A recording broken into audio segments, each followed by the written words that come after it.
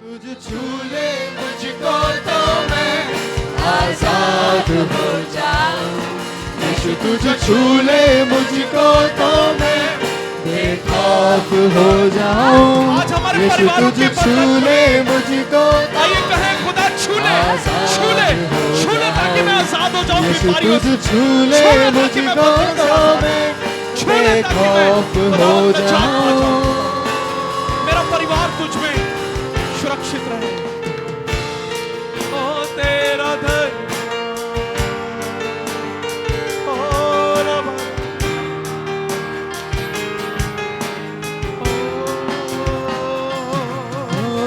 जो कुछ भी था मेरा सब कुछ खो रहा है।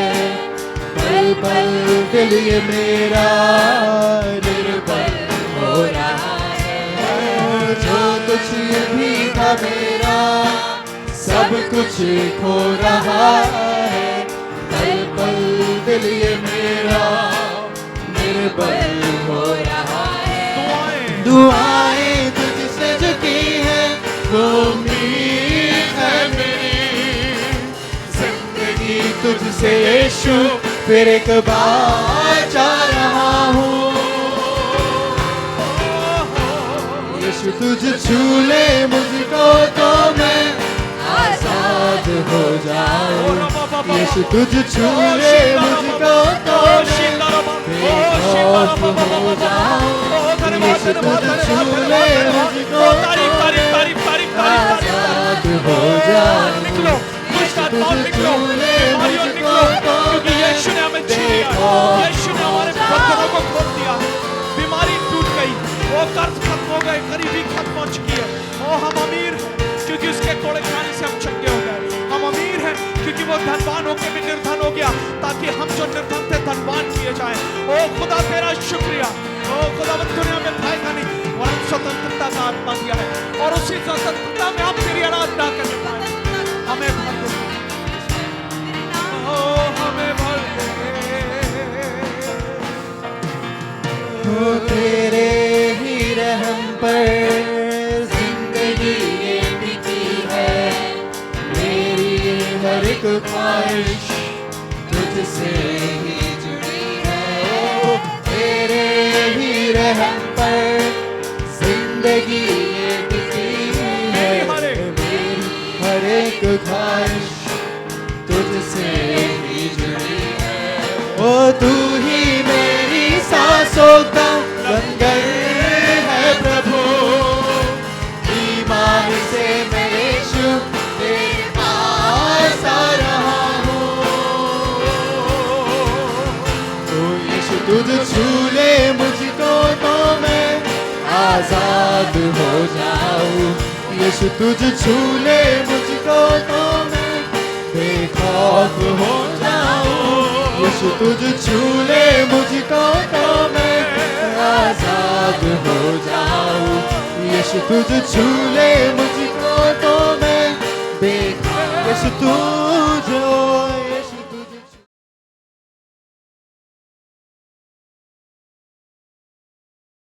Hallelujah, hallelujah. आइए क्लैप ऑफरिंग करें खुदावन को। Hallelujah. We worship you Lord. चिल्लाकर कहें we worship you Lord, we worship you Lord. Hallelujah, hallelujah. आज सुबह मैंने खुदावन से कलाम जो लिया है और वो है how do I receive God's presence blessing as per the word of God. Presence नहीं है बेटा, ब्लेसिंग है जो as per word of the God. खुदावन की कलाम के अनुसार हम खुदावन की आशीष को कैसे प्राप्त कर सकते हैं। आप ये सोच लीजिए कि हमें खुदावन की आशीष को प्राप्त करना है पर खुदा के कलाम के अनुसार। और तब जब खुदा के कलाम के अनुसार होगा तब आपको पता चलेगा कि ये कोई मेरी टीचिंग नहीं है, ये कोई मेरे ख्याल नहीं है, ये तो खुदा के ख्याल हैं जो खुदा ने अपनी उंगलियों से अपने कलाम मुक़द्दस में लिखा हुआ है। सो मेरे साथ जल्दी से एक आयत निकालिए जो मिलेगी मलाकी उसका 3 अध्याय और उसका 10वां पद। मलाकी की किताब जो पुराने नियम की आखिरी किताब है, उसका 3रा अध्याय और उसका 10वां पद। सारे 10वां अंश सारे 10वां अंश भंडार में ले आओ भंडार में ले आओ कि मेरे भवन में कि मेरे भवन में भोजन वस्तु रहे। मेरे भवन में भोजन वस्तु रहे। और सेनाओं का यहोवा यह कहता है और सेनाओं का यहोवा यह कहकर कहता है कि कि ऐसा करके मुझे परखो कि मैं आकाश के झरोके कि मैं तुम्हारे लिए आकाश के झरोके तुम्हारे लिए खोलकर खोलकर तुम्हारे ऊपर अपरंपार आशीष की अपरंपार आशीष की वर्षा करता हूँ कि नहीं। अपरंपार आशीष की वर्षा को रिसीव करने के लिए खुदा के कलाम को समझने की ज़रूरत है। मेरे अजीज़ों, मैं नहीं चाहता या खुदा नहीं चाहता कि आप बरसों से एक ही स्टैंडर्ड पे रहे, या आपकी माली हालत ठीक न रहे, या आप उसी तरह से रहे एक मिडिल क्लास पर। खुदा चाहता है कि हम उठाए जाएं, खुदा चाहता है हम बढ़ाए जाएं, खुदा चाहता है हम खुदा अपनी आशीष को हमें देना चाहता है, बहुतायत की आशीष देना चाहता है। और इसके लिए अभी जब खुदा का जो कलाम पढ़ा गया है, और ये कलाम अगर आप गौर से देखें तो ऐसा लिखा हुआ है सारे 10वां अंश भंडार में लेकर आओ। यहाँ पर खुदा एक आज्ञा अपने लोगों को दे रहा है, एक हुक्म अपने लोगों को दिया जा रहा है। वो जब आप खुदा से प्यार करते हैं ना, तभी जब किसी से प्यार करते हैं तभी कोई आपको हुक्म दे सकता है। जैसे बाप अपने बेटे को हुक्म दे सकता है, कहिए क्या काम है। एक माता अपने बच्चियों को हुक्म दे सकती है।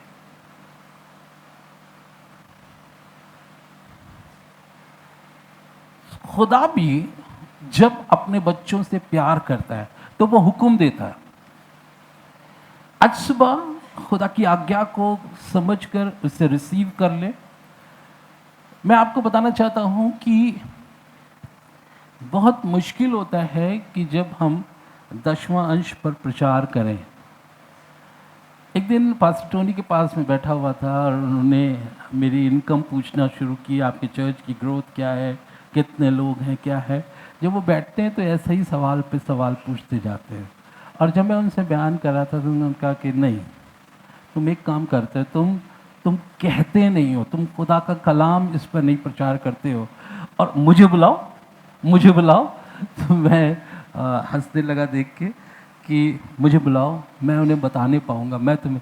तब मुझे ऐसा लगा कि कहीं ना कहीं कुछ कमी है जो मैंने अपने कलीसिया में नहीं इम्पार्ट की है, पर मैं इम्पार्ट करना चाहता हूँ। मैं खुदा की कलाम को आपके अंदर भरना चाहता हूँ, ताकि मैं चाहता हूँ कि आप बढ़ने पाएँ, आप वहीं पर ठहरे ना रहें, आप बढ़ने पाएँ, आप तरक्की करने पाएँ। अगर आप यहाँ हैं तो यहाँ जाने पाएँ।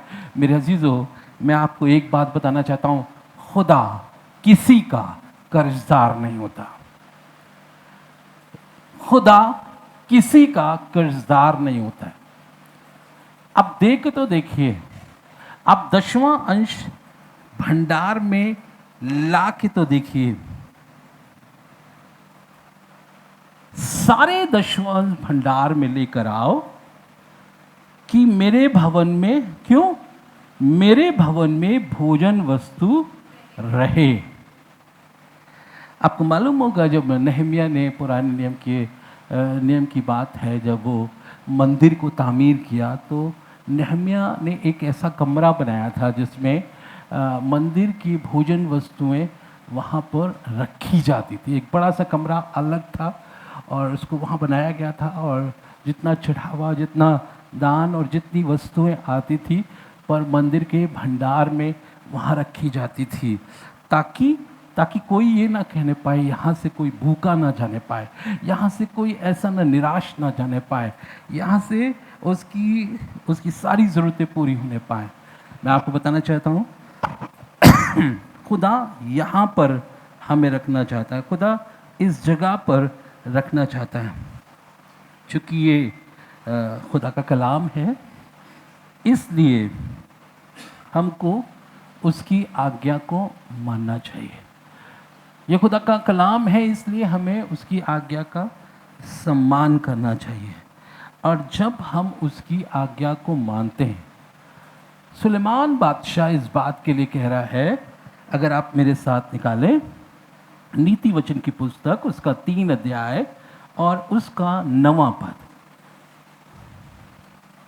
नीति वचन की पुस्तक, उसका 3 अध्याय और उसका 9वां पद। अपनी संपत्ति के द्वारा, अपनी संपत्ति के द्वारा और अपनी भूमि की सारी पहली उपज सारी पहली उपज दे देकर यहोवा की प्रतिष्ठा करना। यहोवा की प्रतिष्ठा करना। खुदा के कलाम में एक तरीका लिखा है कि हम किस तरह से अपने खुदावंद खुदा को इज्जत दे सकते हैं, उसकी प्रतिष्ठा कर सकते हैं।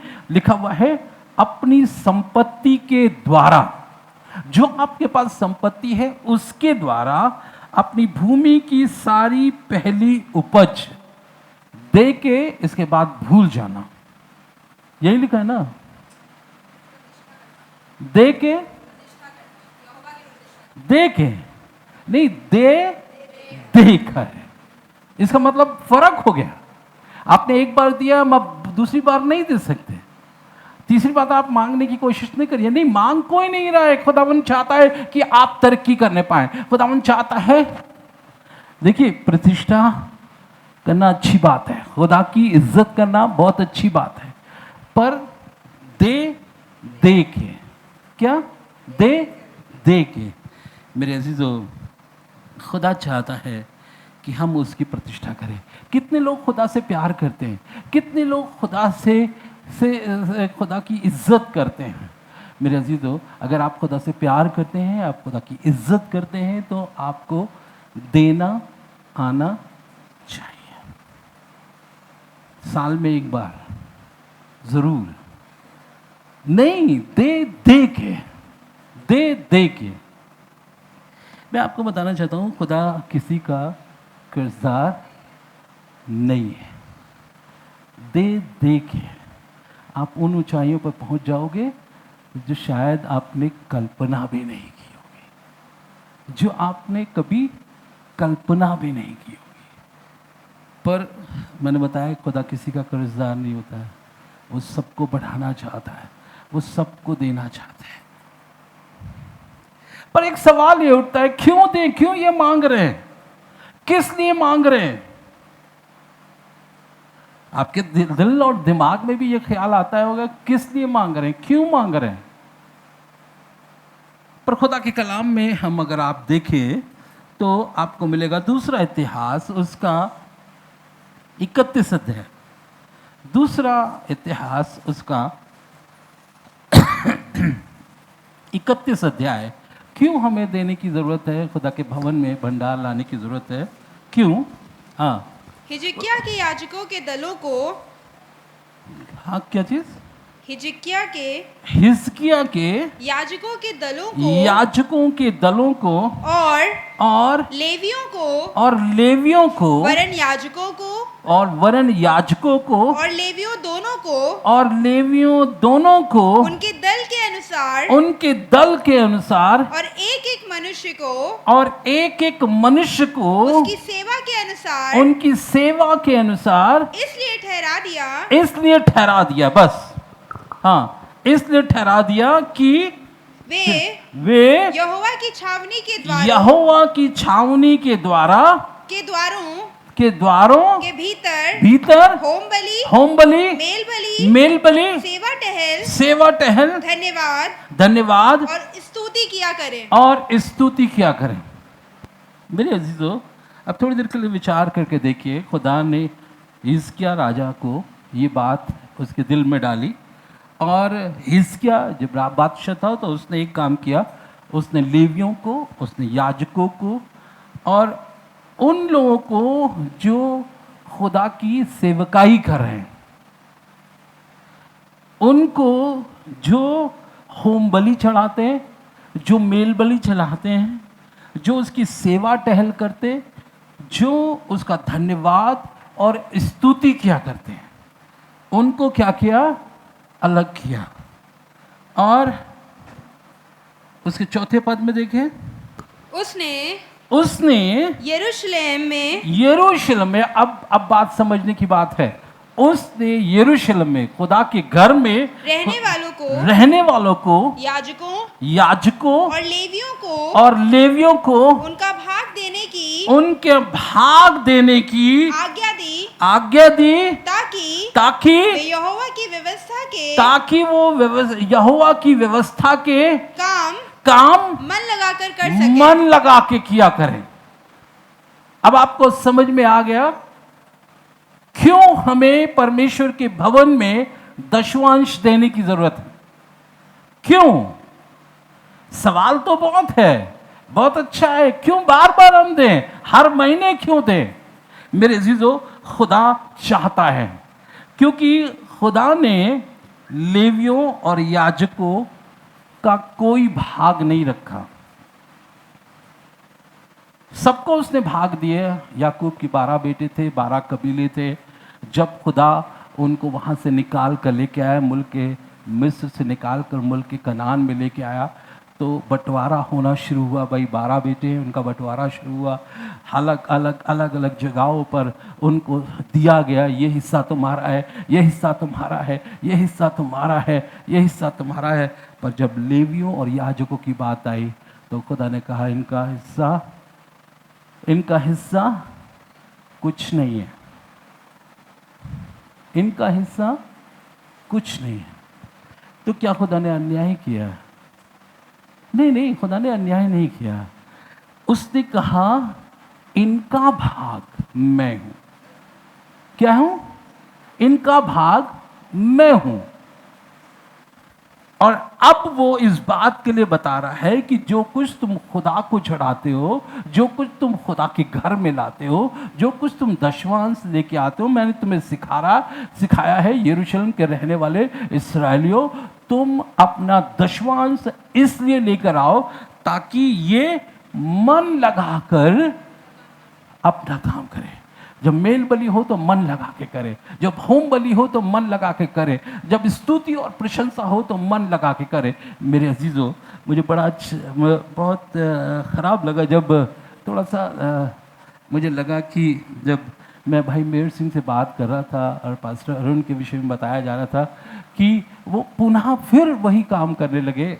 एक अच्छे एडवोकेट है, पर उन्होंने वो काम छोड़कर जो है वो खुदा की खिदमत शुरू की, पर पैसा ना होने के कारण, दशवां अंश ना देने के कारण उन्होंने क्या किया कि अब हम उसी जगह सेवा करेंगे। और ये मैं इसलिए नहीं कह रहा हूँ कि कोई कमी है, खुदा ने बहुत अच्छा दर्शन दिया है, भविष्यवक्ता हैं, सारी चीज़ें हैं, पर एक भविष्यवक्ता भी मन में डिस्करेज होने लगता है जब फाइनेंशियली वो स्ट्रांग नहीं होता, जब उसके पास पैसा नहीं होता तो उसका मन कैसे करेगा? जब मेरे जेब में पैसा नहीं है तो मैं क्या करूँगा? मैं आपके लिए दुआ करूँगा, खुदा बाप मेरे पास तो पैसे है नहीं तो मैं कैसे आशीष दे दूँ?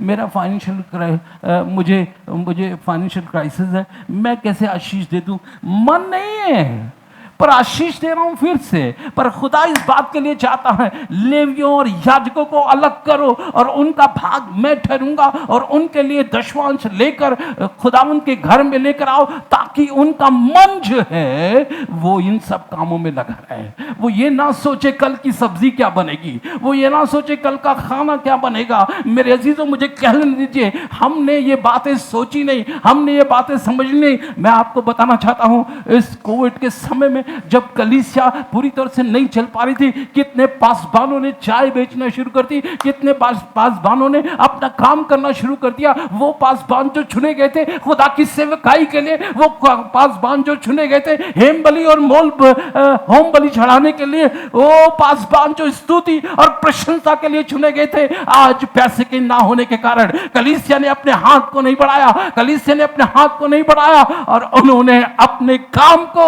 छोड़ दिया। परमेश्वर ने उन्हें चुना था, परमेश्वर ने उन्हें महिमा के लिए इस्तेमाल करने के लिए चुना था, लेकिन क्या हुआ? छोड़ दिया। मेरे अजीजों, कोई व्यक्ति दो मालिक की सेवा नहीं कर सकता। एक को खुश करेगा, दूसरे को नाराज करेगा। कैसे एक खुदा का दो खिदमतगुजार नबी दो चीजों की सेवा करेगा? उसका मन लगा रहेगा कहाँ? दुनिया की बातों में। उसका मन लगा रहेगा कैसे कैसे हम इन चीजों को हासिल कर सके। मेरे अजीजों, मुझे कहने दीजिए, आपकी जरूरत है। खुदा एक आज्ञा लेकर आया है, खुदा बड़े बोझ के साथ इस बात के लिए बुला रहा है। मैं आपको बताना चाहता हूँ, मेरी कलीसिया तो फिर भी बहुत अच्छी है, बहुत। मैं तो उनकी बात कर रहा हूँ, आप लोग बहुत अच्छे हैं मेरे। तो कोविड समय में मैं आपको बताना चाहता हूँ, भाई रवि कोविड होने पर भी ये अपनी टाइट मेरे घर पे लेके आते। इनको पता है कि कोविड पादरी साहब को है, पर इनका अरे कोई बात नहीं भाई साहब, हमको तो लेके आना ही था, हमको आपको देना ही था। अब इमेजिन करके देखिए, आप सोच रहे होंगे नहीं कोविड के बाद हम आएंगे। आपको इस कलीसिया को अगर बंद भी रखेंगे तो भी खर्चा आएगा। अब इस कलीसिया के ये चीजों को देखेंगे तो मैं आपको बताना चाहता हूं कि आप गिन नहीं सकते हैं। कितनी महंगी महंगी चीजें हैं, आप सोच नहीं सकते। कलीसिया कैसे कैसे बढ़ रही है, कैसे तरक्की कर रही है। या तो फिर पुरानी सदी की कलीसिया हो, कोई माइक कोई नहीं, आप अपना चिल्लाते रहिए, कुछ भी करिए। पर आपको बताएं, इसको अपग्रेड करने के लिए बहुत कुछ मेरे पास। जब मैंने इस चर्च को इस्टेब्लिश किया था, एक लकड़ी का ड्रम था, वो आज भी मेरे ऊपर छज्जे में पड़ा हुआ है। अपग्रेड हुआ तो एक अच्छा 20,000 का आया, फिर और अपग्रेड हुआ 65,000 का आया, और ये सारी चीजें एक 5,000 का बाजा था, पर अपग्रेड हुआ तो 12,000 का बाजा आया, और अपग्रेड हुआ तो 55,000 का बाजा आया। खुदा बाप चाहता है कि खुदा की कलीसिया अपग्रेड होने पाए और खुदा के लोग अपग्रेड करने पाए। मेरे अजीजों, मुझे कहने दीजिए, खुदा किसी का कर्जदार नहीं होता। मन लगा के अगर खुदा के खादिम दुआ करेंगे तो आपके ऊपर दुआ लग नहीं पाएगी। एक और पद देखे जो आपको मिलेगा, गिनती उसका 18 अध्याय और उसके 19वें पद को से पढ़े। Thank you Jesus, hallelujah. पवित्र वस्तुओं की जितनी भेंटें इजरायली यहोवा को दें, उन सबों को मैं तुझे और तेरे बेटे बेटियों को सदा का हक करके दे देता हूँ। ये सदा का हक करके दे देता हूँ। और ये तो तेरे और तेरे वंश के लिए यहोवा की सदा के लिए नमक की अटल वाचा है। नमक की अटल वाचा। खुदा बात कर रहा है और खुदा के इस्राएलियों को इस बात के लिए कह रहा है कि तुम इन सबों को, मैं जो तुम्हें तेरे बेटे और बेटियों को सदा के लिए हक करके दे देता हूँ। ये लेवियों और याजकों से बात कर रहा है। ये हक है तुम्हारा और ये मैं तुम्हें दे देता हूँ। और ना सिर्फ तुम्हें देता हूँ, मैं तुम्हें और तुम्हारे वंश को देता हूँ। और खुदा कह रहा है ये नमक की अटल वाचा है। मेरे अजीजों, नमक की वाचाएं कई तरह से बांधी जाती है। एक नमक खिलाकर वाचा बांधी जाती है, और एक लहू के द्वारा वाचा बांधती है। अक्सर लोग कहते हैं नमक हरामी मत करो। क्यों? तुमने मेरा नमक खाया है, तुमने मेरा नमक खाया है और इसलिए वाचा है ये। मेरे अजीजों, खुदा पहले अपना नमक हमें देता है और उसके साथ वाचा बांधता है। देखो, लेवियों और याजकों को मत छोड़ना, उनके वंश को मत छोड़ना, ये उनका हक है। क्या है? हक। नहीं नहीं नहीं, उन्होंने तो पता नहीं कहां करते हैं ऑफरिंग, कहां जाता है ऑफरिंग, किस जगह खर्च। मैं खर्च, आपको ये बात सोचने की जरूरत नहीं है। आप ये सोचिए कि ये हक है उनका, आप ये सोचिए ये खुदा ने ठहराया है उनके लिए। आगे पढ़े। फिर यहोवा ने हारून से कहा, इस्राएलियों के देश में तेरा कोई भाग नहीं होगा। हारून, याजक, लेवी, इस्राएल के देश में तुम्हारा कोई भाग नहीं होगा। आगे। और ना उनके बीच तेरा कोई अंश होगा। उनके बीच तेरा भाग और तेरा अंश मैं ही हूं। Hallelujah, praise the Lord. मैं खुदा के खादिमों को आज उबारना चाहता हूं जो खुद इस परिस्थिति में होकर गुजर रहे हैं। मेरे अजीजों, मैं आपको बताना चाहता हूं, तुम्हारा भाग यहोवा परमेश्वर है और यहोवा परमेश्वर आपको आशीषित करेगा। पर यहोवा की सेवा करके तो देखो, यहोवा ने ठहराया इसलिए है कि मन लगाकर तुम सेवा करो, मन लगाकर सेवा करो। मेरे अजीजों, फालतू की सेवा खुदा पसंद नहीं करता है। टाइम है तो करेंगे, नहीं टाइम है तो नहीं करेंगे। हम उधर जा रहे थे तो आ गए, हम ये कर रहे थे तो हम वो भी करने लगे, यहां भी। अरे भैया, आपने क्या सैक्रिफाइस की? सैक्रिफाइस करने की जरूरत है। याजकों को सैक्रिफाइस करने की जरूरत है, लेवियों को सैक्रिफाइस करने की जरूरत है, क्योंकि यहोवा तुम्हारा भाग है। मेरे अजीजों, जिस समय यहोवा परमेश्वर ने अब्राहम से कहा, तुम्हारा अत्यंत बड़ा फल मैं हूं, तुम्हारा भाग मैं हूं, हालात बदल गए, हालात बदल गए अब्राहम के। खुदा चाहता है, खुदा ये बताना चाहता है उन लोगों के लिए जो खुदा की सेवकाई करते हैं, जो होम बलि, मेल बलि चढ़ाते हैं, जो स्तुति और प्रशंसा करते हैं, जो उसकी सेवकाई करते हैं। आगे फिर 21वें पद में, फिर मिलाप वाले तंबू की जो सेवा लेवी करते हैं, उसके बदले में उनको इजराइलियों का सब दशवांश उनका निज भाग करके देता हूं। जो सेवकाई करते लेवी, जो सेवकाई याजक करते, उनको सब दशवां अंश निज भाग करके दे देता हूं। कोई जरूरत ही नहीं है पूछने की, क्या करेंगे आप पूछ के। खुदा तो इस बात के लिए, हम बहुत चिंता में रहते हैं। हम सोचते हैं हमने एक बार दिया, दूसरी बार फिर देना पड़ेगा, तीसरी बार फिर देना पड़ेगा।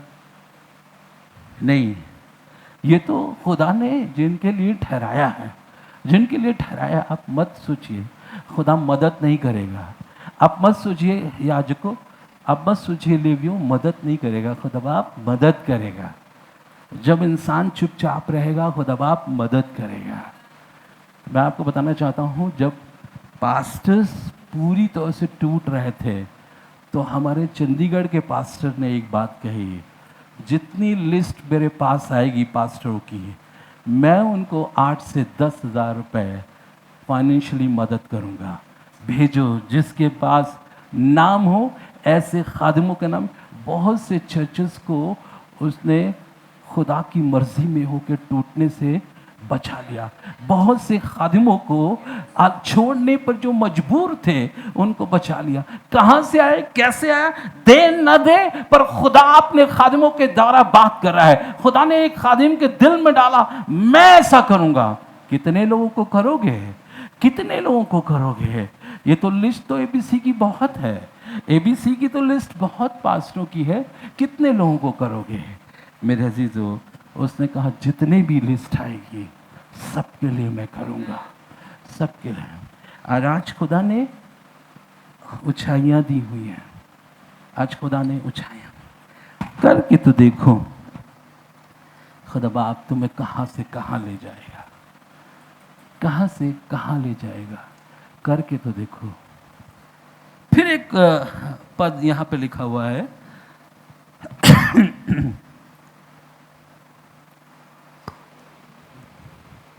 मलाकी उसका 3 अध्याय और उसके 10वें पद में, सारे दशमांश हाँ, हाँ। भंडार में ले आओ, हाँ। कि मेरे भवन में हाँ। भोजन वस्तु रहे। हाँ। और सेनाओं का यहोवा यूं कहता और है सेनाओं का यहोवा यूं कहता है कि ऐसा करके मुझे परखो, मुझे परखो, ऐसा करके मुझे परखो। सेनाओं का यहोवा यूं कहता है, ऐसा करके मुझे परखो।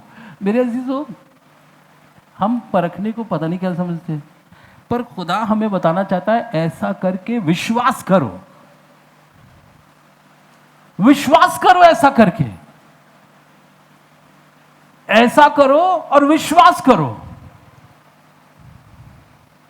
मेरे अजीजों, यह आपके प्रेम को दर्शाता। जब आप विश्वास करते हैं तो यह आपका प्रेम है, क्योंकि जब आप किसी के ऊपर, किसी से प्रेम करते हैं तभी आप उस पर विश्वास करते हैं, विश्वास कर लेते हैं कि नहीं तुम कहीं भी ले जाओ, हम तुम्हारे साथ चलने के लिए तैयार। क्यों? क्योंकि हम तुमसे प्यार करते हैं, हमने अपना जीवन तुम्हारे हाथ में रखा हुआ, अपनी तकदीर तुम्हारे हाथ में रखी है, तुम जहां चाहोगे वहां ले जाओगे। ऐसा करके मुझे परखो, यह आपका कर्तव्य भी है, यह आपका विश्वास है।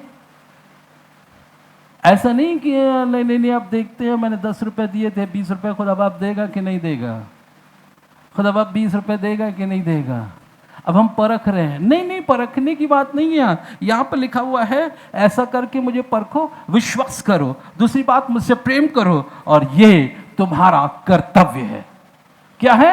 ये तुम्हारा कर्तव्य है। मेरे अजीजों, ऐसा करके परखो। मेरे अजीजों, खुदा कि इस आज्ञा को हमें मानने की जरूरत है, और जब ऐसा वैसा ही करेंगे तो देखिए क्या कमाल होगा, क्या कमाल होगा। ब्लेसिंग्स कैसे, किस तरह से हमारे पास आने पाएगी और किस तरह से हम उसे बटोरने पाएंगे, और यहां तक बटोरने पाएंगे कि आप उसे रखने नहीं पाएंगे, आपके रखने से बाहर हो जाएगी।